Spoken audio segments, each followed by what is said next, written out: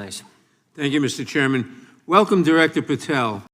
When Jerry Nadler sat across from FBI Director Kash Patel during this hearing, the conversation quickly turned into something much bigger than a routine oversight question.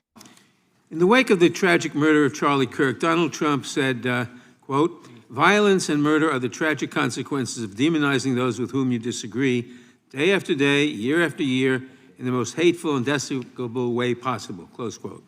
I would note for the record that Donald Trump has famously demonized practically every person he has ever disagreed with, and therefore, using his own logic, he has put their lives at risk.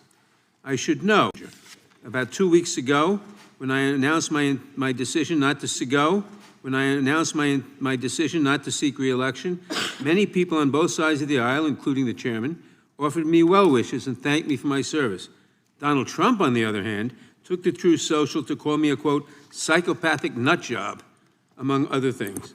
Yesterday, I received a threatening note filled with anti-Semitic comments and hateful attacks that mimic some of the same language used by the president. I am sure many of us on this committee face similar threats every day. We have seen political assaults on both the left and the right. The attack on Charlie Kirk, the attempted assassination of the president, the murder of the Democratic Speaker of the Minnesota House, the assault on Paul Pelosi, and the attack on the Capitol on January 6th, for example.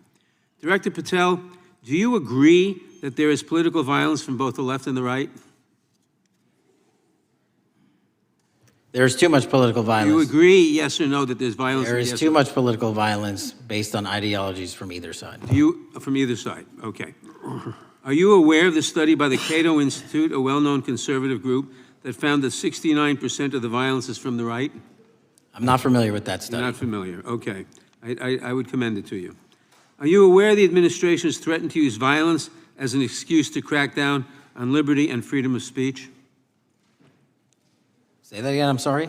Are you aware the administration has threatened to use violence as an excuse to crack down on liberty and freedom of speech? Nobody at the FBI is doing that. I didn't ask you about the FBI, I said the administration. I speak for the FBI. I would like to enter the record an article from today's New York Times titled, "Trump Invokes Kirk's Killing and Justifying Measures to Silence Opponents." In the wake of Charlie Kirk's killing, President Trump and his allies have laid out a broad plan to target liberal groups, monitor speech, revoke visas, and designate certain groups as domestic terrorists. I ask unanimous consent to insert this into the record. Thank you. Politicizing the murder of Charlie King to go after free speech is not a legacy I believe Charlie King would have wanted. Moving on, I want to address another topic. The FBI has traditionally played a key role in prosecuting public officials for corruption. But I fear that at a time when the president is accepting planes from Qatar for his post-presidential personal use, issuing pardons to major donors, and personally profiting from the office of the presidency, the FBI may be abandoning its commitment to investigating public corruption. Since its creation in the wake of the Watergate scandal, the Public Integrity Section has been one of the crown jewels of the Department of Justice, investigating and prosecuting corruption among the nation's public officials and acting as a key safeguard against politicized prosecutions.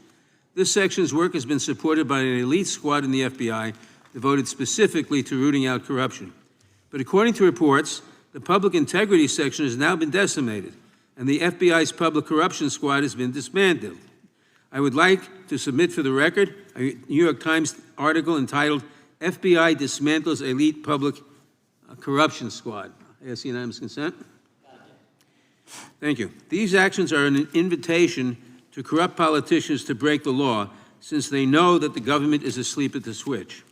Last month, Senator Warren and I, along with dozens of other members of Congress, wrote to you and Attorney General Bondi expressing grave concern over your decision to effectively legalize corruption and to politicize prosecutorial decisions. And he asks unanimous consent to enter this letter into the record. Thank you. I don't have time today to walk through all your questions, all of our questions and concerns, but will you commit to answering this letter in short order so that we can understand what factors led to this decision and how it has impacted the ability to hold corrupt officials accountable?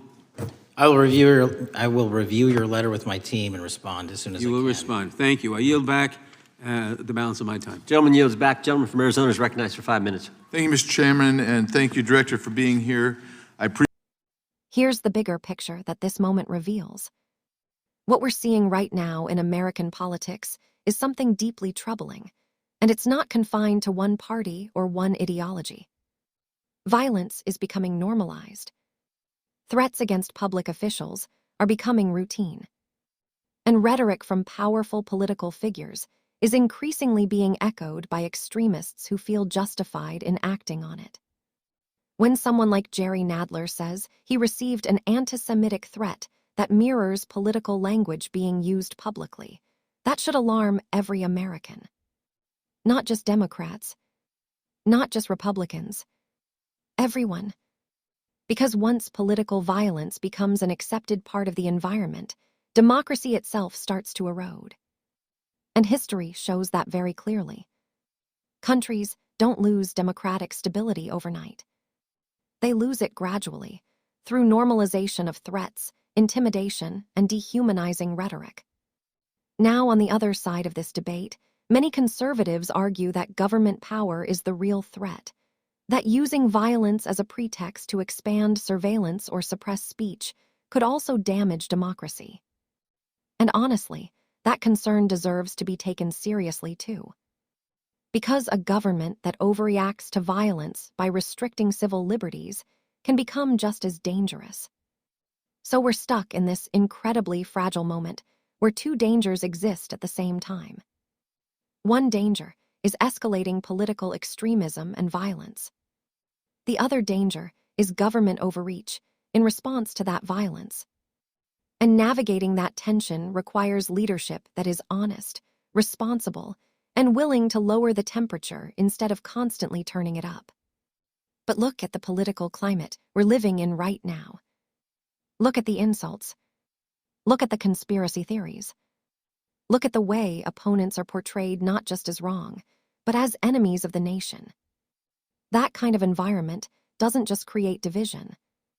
It creates permission. Permission for people on the fringes to believe that violence is justified.